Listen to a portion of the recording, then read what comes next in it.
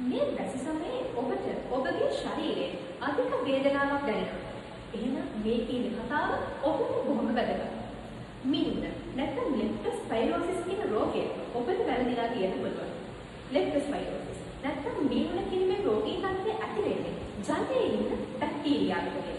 මේ බැක්ටීරියාව ජලයට එකතු වෙන්නේ බලු මියෝගේ සත්තුන්ගේ මුත්‍රා ජලයත් සමග මිශ්‍ර වුණාට පස්සේ මේ ආසාදිත ජලය ඔබගේ ශරීරයේ තියෙන තුවාලයක් කරා ඔබේ ශරීරයෙන් එකතු වුණාම මේ රෝගී තත්ත්වය ඔබට ඇති වෙන්න පුළුවන්.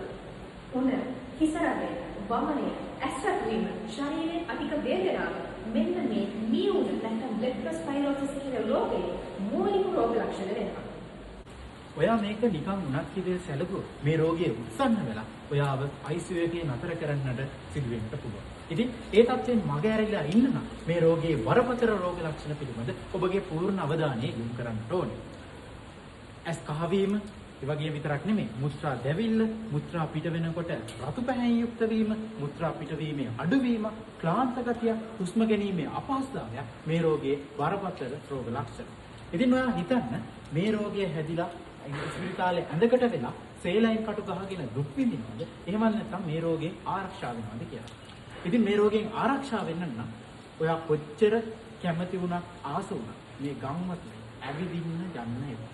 ඒ විතරක් නෙමෙයි ඔයාගේ ශරීරයේ කුමන හෝ කුඩා හෝ තුවාලයක් තිබෙනවා නම් ඒ තුවාලය ඉතා හොඳින් පිරිසිදු කරලා හොඳින් ආවරණය කරලා අවශ්‍ය පරිදි වෛද්‍ය උපදෙස් ලබා ගන්න. ඒ වගේම ඇවිදිද්දී සිරෙප්පු නැතුව ඇවිදින්න යන්න එපා. මොකද ඔබගේ ඒ ශරීරය තුළට ඒ විස බීජ ඇතුල් වෙන්නට පුළුවන්.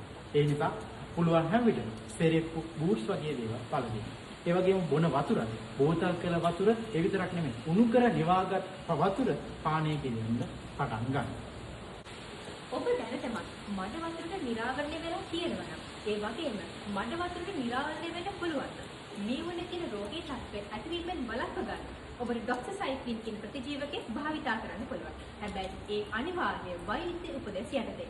ඔබ කුඹුරු, ඒ වගේම වපුරු, ඒ වගේම ඇලවේලි ආශ්‍රිතව රැකියාව කරන්නෙක් නම් මේ වන විට රැකියාවේ නිරත වෙනකෝ රැකියාවේ නිරත වීමට නියමිත පුද්ගලයෙක් නම් ඔබ මියුන රෝගී තත්ත්වය ඇතිවීමෙන් වළක්ව ගන්න පූර්ව ප්‍රතිකාර ලබා ගැනීම ඉතාමත් වැදගත්. ඒ සඳහා ඔබට වෛද්‍යවරයෙක් මුණ ගැසී සති 6ක කාල සීමාවක් පුරාවට පූර්ව ප්‍රතිකාර ලබා ගැනීමේ හැකියාව තියෙනවා. මේ සඳහා ඔබට තවදුරටත් උපදෙස් ලබා ගන්න මහජන සෞඛ්‍ය පරීක්ෂකවරයා හෝ ප්‍රදේශීය භාර සෞඛ්‍ය වෛද්‍ය නිලධාරීවරයා මුණ ගැසිය හැකියි. තාක්ෂණය කොච්චර දියුණු වුණත් Google එවනට ChatGPT පාවිච්චි කරලා ස්වයං රෝග විනිශ්චයකට එළඹෙන්නට එපා. මොකද මේ රෝග විනිශ්චය වැරදි වෙන්නට පුළුවන්. නිවැරදි අවස්ථාවේදී නිවැරදි රෝග විනිශ්චයක් විදිහට නිවැරදි ප්‍රතිකාර වලට යොමු වීමෙන් ඔබගේ වටිනා ජීවිතය රැක ගන්නට පුළුවන්. වැස සමයේ ආරක්ෂා වෙන්න මඩ වතුරෙන් ඈත් වී සිටින්න.